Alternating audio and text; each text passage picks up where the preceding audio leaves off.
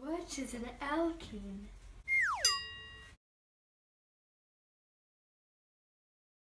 Today I will be explaining the process of hydration when dealing with alkenes. An alkene can react with water to produce an alcohol. A hydrogen from H2O is added to one of the double bonded carbon atoms, and OH from the H2O is added to the other double bonded atom that's carbon in the alkene to produce the corresponding alcohol. This is the general form of the chemical equation for the hydration of an alkene.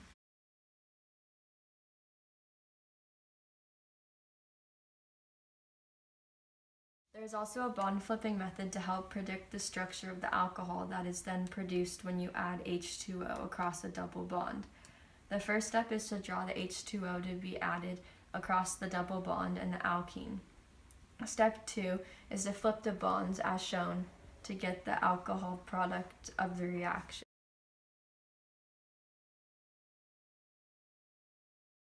An alkene is symmetric when a line drawn perpendicular through the middle of the double bond of the structure results in identical parts on each side of the line.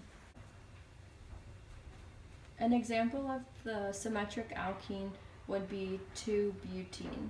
The hydration of 2-butene looks exactly like this, and what it's trying to say is that the same molecule ends up being the last result, which is CH3, CH2, CH3 bonded to the OH atom that is added under hydration.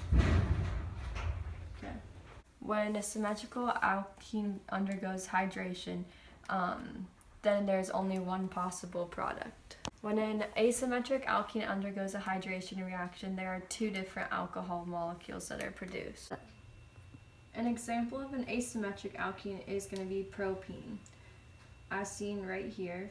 The reason why it is asymmetrical is because in this one you are left with an OH and a CH3, which would end up being 2-propanol, which is different molecules than this as seen right here. When you add the H2O in the hydration, you're left with OH bonded to a CH2, which would end up being 1-propanol. The addition of the OH group to propane's rightmost double bonded carbon produces the 2-propanol, and the addition of the OH group to the leftmost double bonded carbon produces a 1-propanol, like I just stated.